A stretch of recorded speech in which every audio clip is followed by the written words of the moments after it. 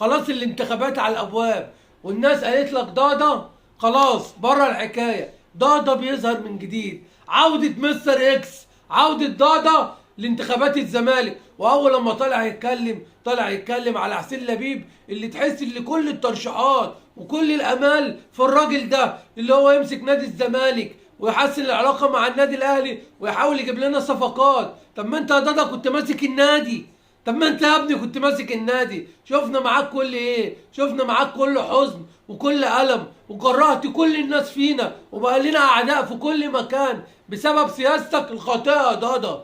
انت راجع ليه؟ انت عندك امل في انتخابات ايه؟ لازم الجمعيه العموميه في نادي الزمالك يكون عندها مستقبل، تبص لمستقبل النادي. ادي الراجل مسكنا بقاله 6 سنين، عمل ايه للنادي؟ مشى اللعيبه اللي خدت لنا الدوري من الاهلي 2 متتاليين، مشاهم كلهم، مشى فرجاني ومشى طارق حامد ومشى بن شرقي ومشى ابو جبل ومشى وامام عاشور راح مننا. كل ده بسبب اللي هو الاداره يا جماعه. مشكله النادي في الاداره. الاهلي اداره واحنا بوابين عماره، الاهلي اداره واحنا بوابين عماره. امتى هنكون زي النادي الاهلي؟ احنا عايزين مجلس اداره يجي بالانتخابات لنادي الزمالك، عايزين ناس بتحب النادي، مش عاوزين حد يجي عشان خاطر الكرسي. احنا مش هنعيد المأساة من الاول. اللي بيدفع الثمن جمهور نادي الزمالك والفريق اللي ما بياخدش بطولات، وبنفضل في حرق الدم على طول. انا مش عارف ليه ضاضة جه يظهر في الوقت ده يا جماعه، ضاضة جه ليه يظهر في الوقت ده. وطبعا في انباء،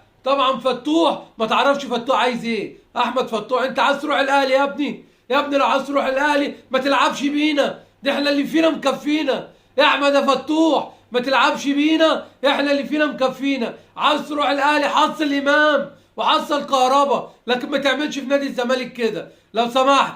احنا مش ناقصين يعني، اللي احنا فيه مكفينا. فلو سمحت عاوز تروح النادي الاهلي روح، اكون ما تعملش تفضل تراوغ. عاوز تمضي للزمالك امضي يا عم، امضي يا عم، امضي وربنا هيكرمك. رزقنا ورزق على الله يا ابني، رزقنا ورزق على الله. فتوح امضي وان شاء الله الفلوس جايه باذن الله. ده الاهلي كده هياخد كل نجوم مصر، الاهلي كده هياخد جميع البطولات، واحنا هنطلع على الله حكايتنا. احنا هنطلع على الله حكايتنا كده يا ابني. يا ابني عشان خاطر ربنا امضي للزمالك. احنا بيتك يا احمد يا فتوح، ما تعملش زي كهربا وما تعملش زي امام. احنا ملوش خير فينا، ملوش خير في مصر يا ابني. لو بتحب مصر امضي للزمالك يا فتوح. النادي الاهلي معاه نجوم العالم كلها، احنا معناش حد يا ابني، معناش غير فتوح وزيزو، ومعانا ربنا قبل اي حد.